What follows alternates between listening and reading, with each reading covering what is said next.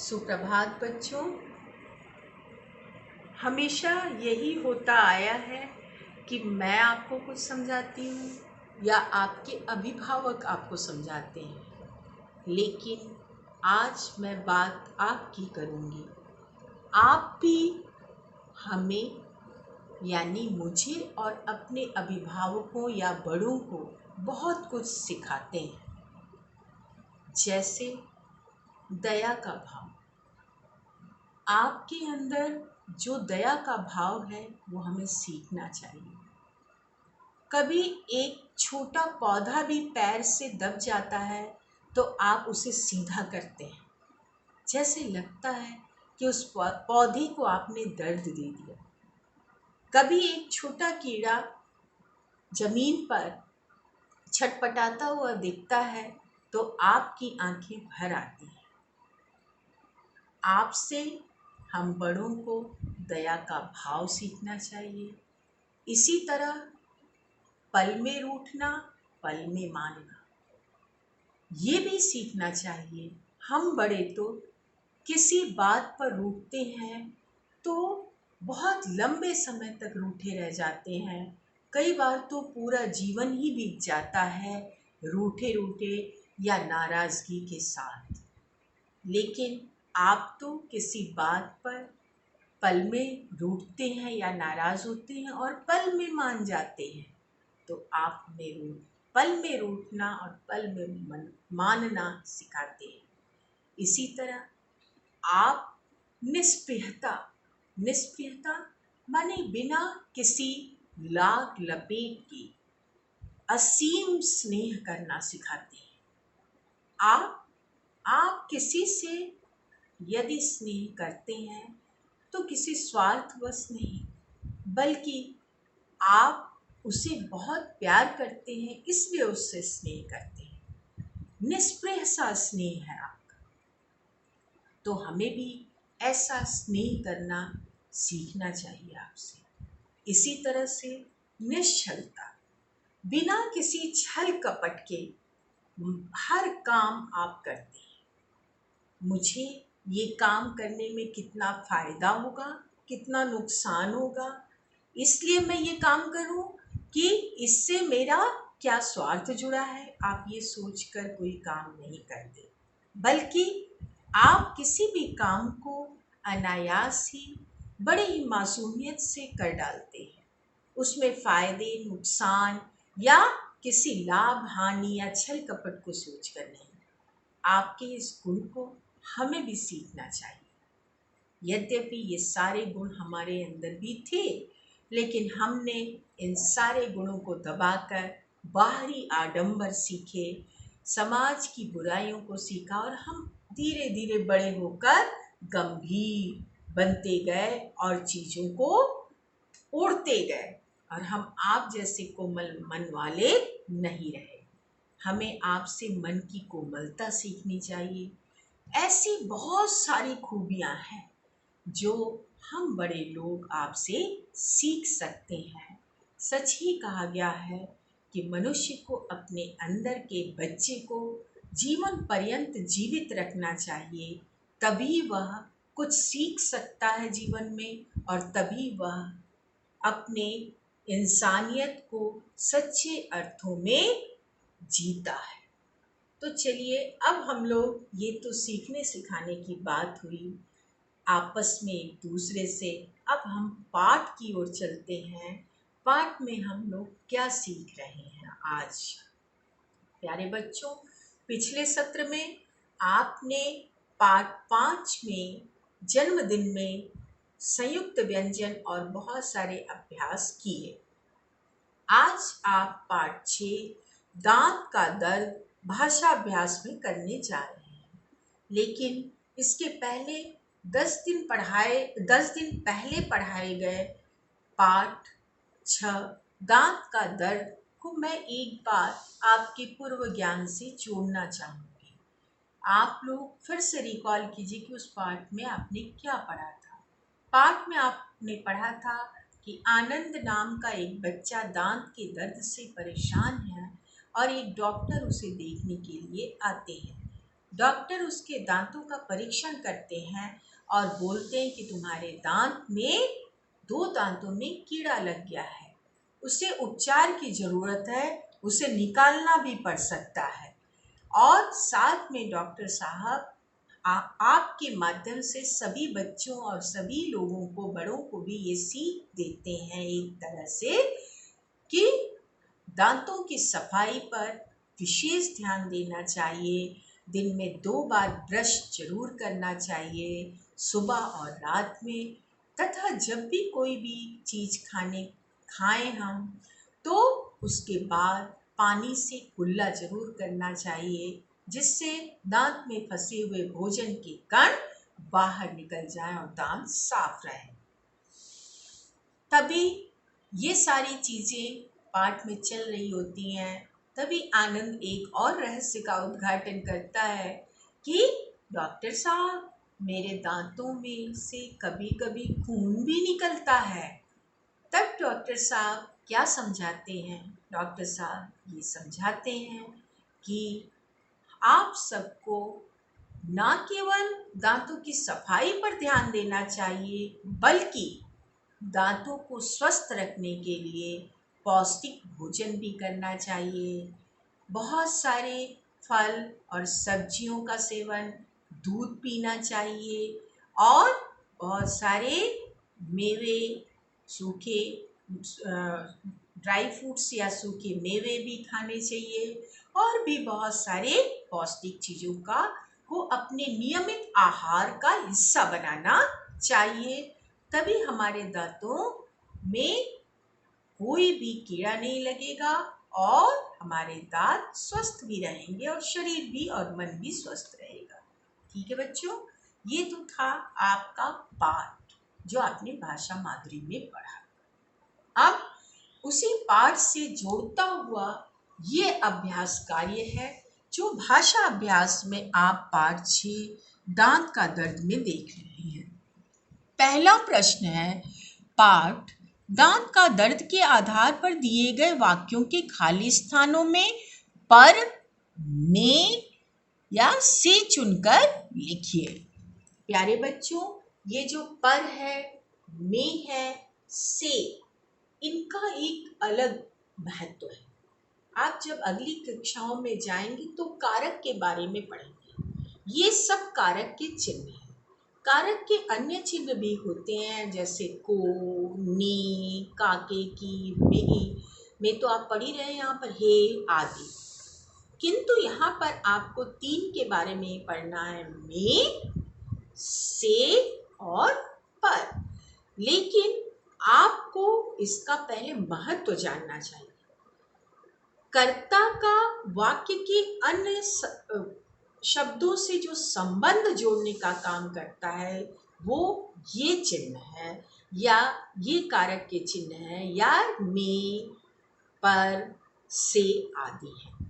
यदि आप किसी वाक्य को ध्यान से सुनिए, जैसे मैं आपको एक उदाहरण देती हूँ। राम घर सुंदर है। आपको इस वाक्य की सार्थकता ही नजर नहीं आएगी। मैम ने क्या कह दिया? राम घर सुंदर है। अगर हम वहां पर का लगाएंगे, राम का घर सुंदर है, तब वहां पर वाक्य सार्थक बनेगा और आपको उसका अर्थ समझ में आएगा कि राम का घर सुंदर है। ये महत्व होता है इनका, में, पर आदि के प्रयोग का। इसलिए इनके बिना वाक्य अधूरे हैं, अपना अर्थ प्रकट नहीं कर पाएंगे। तो चलिए अब हम लोग एक एक करके वाक्य में सही इन पर, में और से को जोड़ते हैं। आनंद बिस्तर पर लेटा है। आनंद बिस्तर पर लेटा है। तुम्हारे दांत क्या है?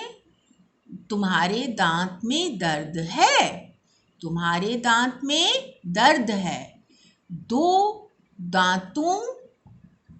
दांतों में कीड़ा लग गया है। दिन में 2 बार ब्रश करना चाहिए। मेरी बात ध्यान से सुनो। मेरे दांतों मेरे दांतों से खून भी निकलता है। इतनी बात समझ में आई बच्चों? तो आनंद बिस्तर पर लेटा है, तुम्हारे दांत में दर्द है, 2 दांतों में कीड़ा लग गया है, दिन में 2 बार ब्रश करना चाहिए। मेरी बात ध्यान से सुनो, मेरे दांतों से खून भी निकलता है। दूध। अब बच्चों आपको दूध दूध शब्द का वाक्य प्रयोग करना है। दूध और भोजन, भोजन शब्द का और कीड़ा शब्द का और दर्द का और वायदा का। आप देखिए, ये शब्द का प्रयोग यदि आप सही तरीके से नहीं करेंगे तो आपका वाक्य प्रभावी नहीं होगा। इतनी बात समझ में आई? तो सबसे पहले हमें आपको एक बात ये समझ में आनी चाहिए कि किसी भी भाषा, चाहे वो हिंदी हो, अंग्रेजी हो, जर्मन, रसियन, फ्रेंच, कोई भी भाषा हो, उस भाषा को प्रभावी ढंग से व्यक्त करने के लिए आपके पास एक बढ़िया शब्द भंडार होना चाहिए। यदि शब्द होंगे तो आपकी भाषा, आपके बोलने और लिखने का जो एक प्रभाव होगा बहुत ही असरदार होगा। और दूसरी महत्वपूर्ण चीज़ है कि आपके वाक्य बहुत ही सुंदर बनने चाहिए। यदि आपके वाक्य नहीं अच्छे बने तो आपकी भाषा प्रभावशाली नहीं होगी। तो 2 चीज़ों का किसी भी भाषा के लिए बहुत ज़रूरी ध्यान देने वाली बात है कि शब्द और वाक्य पर पकड़ मजबूत होनी चाहिए। तो यहाँ पर हम लोग शब्द जो दिए हुए हैं, आपके पाठ से ही संबंधित शब्द हैं, उनके छोटे छोटे अच्छे वाक्य बनाएंगे। ठीक है बच्चों? दूध, जैसे दूध है, यहाँ पर हमें रोज दूध पीना चाहिए, या आप ये भी बना सकते हैं गाय का दूध बहुत फायदेमंद होता है। अब दूसरे शब्द पे चलें, भोजन। बच्चों को पौष्टिक भोजन करना चाहिए, या हमें अपने भोजन में हरी सब्जियों और सलाद और दही आदि को शामिल, दूध दही आदि को शामिल करना चाहिए, या हमें संतुलित भोजन करना चाहिए। आप कोई भी वाक्य अच्छा बना सकते हैं। कीड़ा, शीला के दांतों में कीड़ा लग गया है, या मैंने अभी जमीन पर एक कीड़ा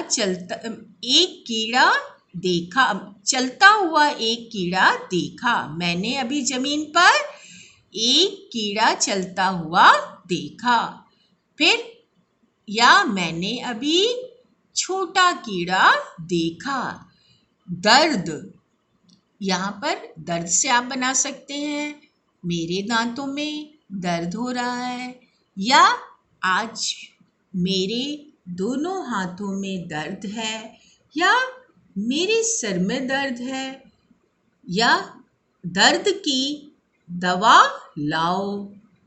ये आप बना सकते हैं वाक्य। वायदा, मैंने माँ से सच बोलने का वायदा किया है, या मैंने अपनी छोटी बहन को अपना खिलौना देने का वायदा किया है। ठीक है बच्चों? तो आप इस तरह से और भी अच्छे वाक्य जो आपको अच्छे लगे आप बना सकते हैं। ठीक है? अब हम लोग अगले प्रश्न की तरफ चलेंगे। तीसरा प्रश्न है ता। शब्दों से ता जोड़ करके आपको नए शब्द बनाने हैं। खेल, उदाहरण के अनुसार नए शब्द बनाइए। बड़ा आसान सा शब्द है, समझिएगा। खेल जोड़ता खेलता, कर जोड़ता करता, चुप जोड़ता चुभता, पहुँच जोड़ता पहुँचता, प्रसन्न जोड़ता प्रसन्नता, सफल जोड़ता सफलता, एक जोड़ता एकता, और मम जोड़ता ममता। ममता जो माँ का ममत्व है, या माँ का बच्चे के प्रति जो भाव है, प्रेम भाव, स्नेह भाव, उसे ममता कहते हैं। इतनी बात समझ में आई बच्चों? अब हम लोग अगले प्रश्न की तरफ चलेंगे। हमेशा प्रश्न दिए रहते हैं और आपको उत्तर लिखना रहता है। ठीक है, हमेशा प्रश्न दिए रहते हैं और आपको उत्तर लिखना रहता है। लेकिन यहाँ पर तो उत्तर दिया हुआ है और आपको प्रश्न बनाने हैं।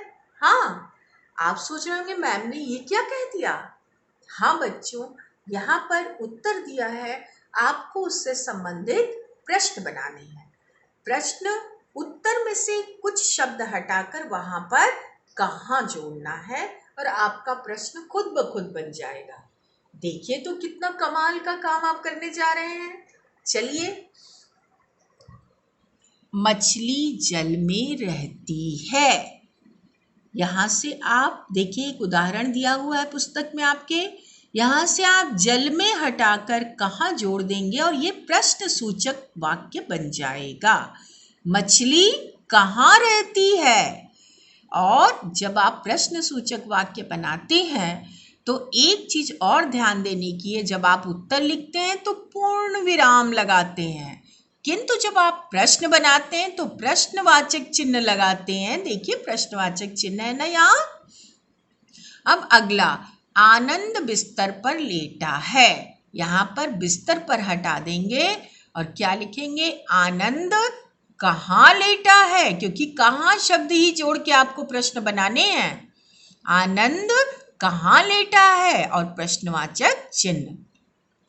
डॉक्टर आनंद के घर आता है।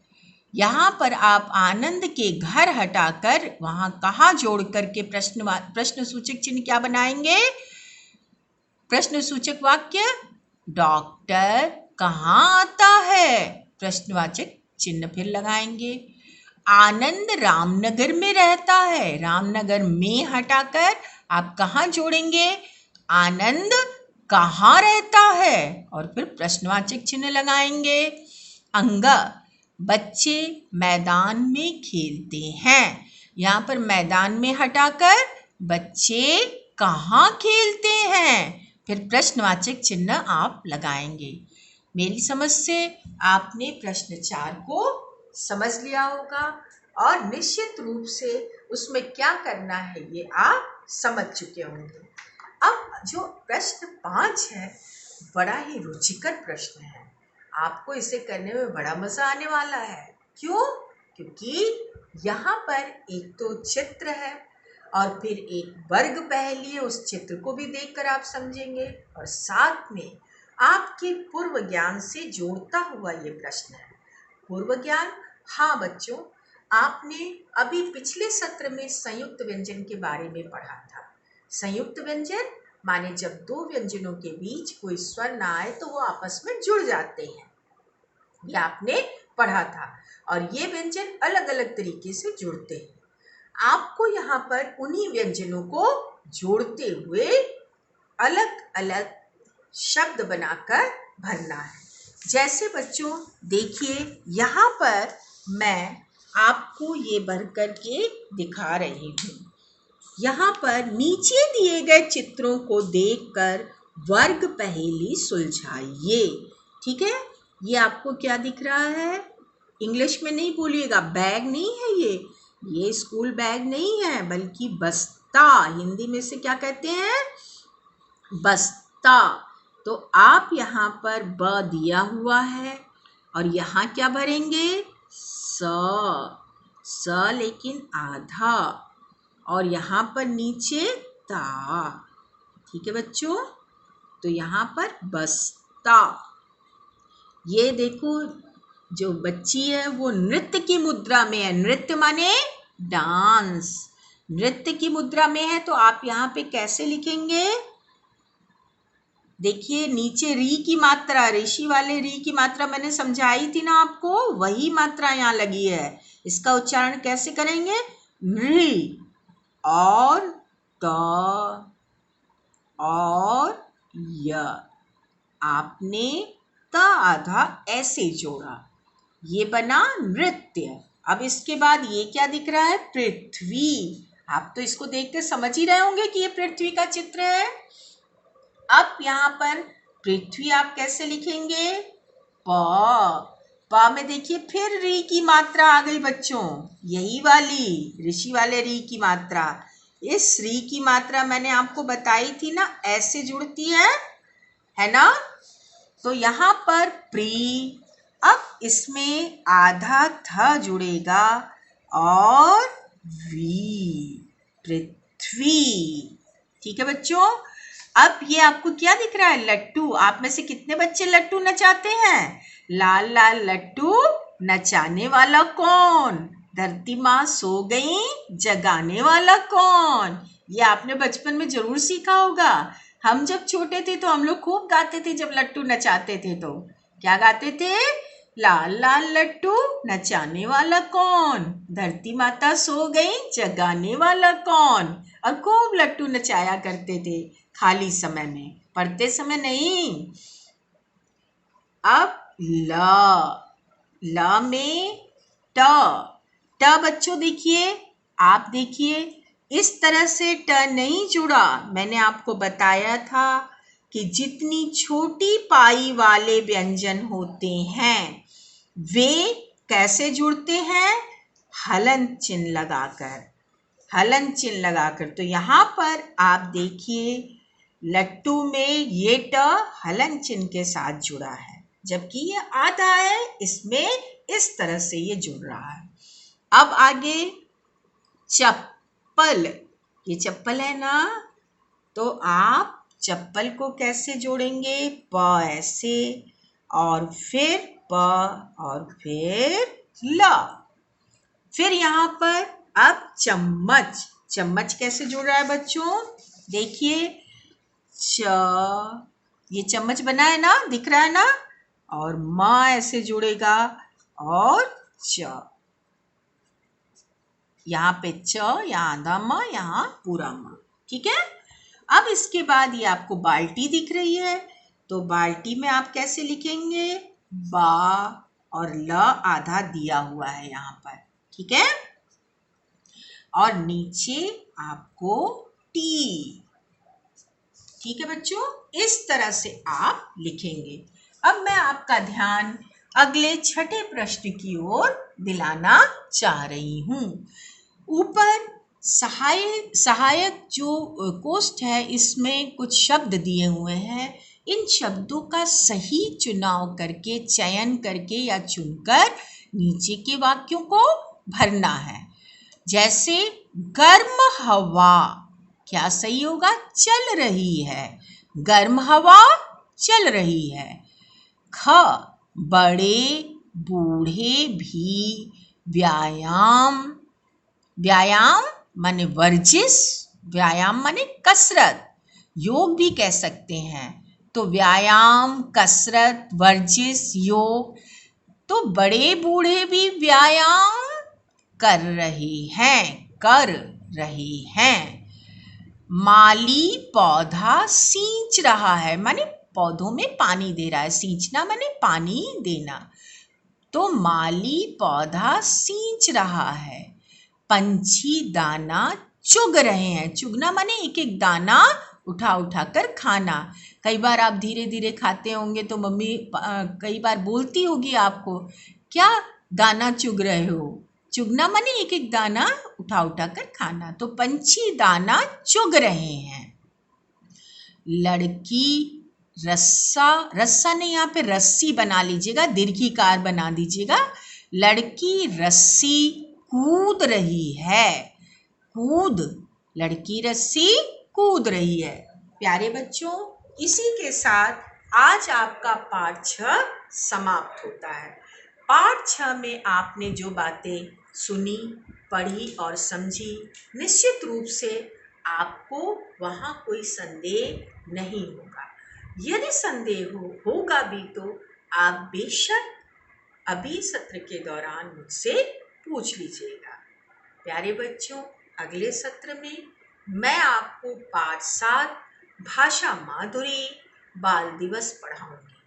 आप पाठ 7 पर अपना ध्यान पहले से एक बार रीडिंग करके, एक बार ओरल मौखिक रूप से उसको पढ़ कर रखिएगा, तो और मज़ा आएगा बाल दिवस पाठ को पढ़ने में। ठीक है। अब यहीं पर आपका क्या कक्षा कार्य है, क्या गृह कार्य है, ये मैं पीछे से वीडियो आप देखिए, पहले पीछे से मैं भेज रही हूँ, ठीक है। और कुछ भी ना समझ में आए तो बेशक पूछिएगा। इसी के साथ मैं अपने सत्र को समाप्त करती हूँ। खुश रहिए, अपनी निश्चलता को, अपनी निष्प्रियता को, अपने कोमल मन को ऐसे ही बनाए रखिए और हम सबको सीख देते रहिए अपने जैसा कोमल मन वाला बनने की। धन्यवाद बच्चों।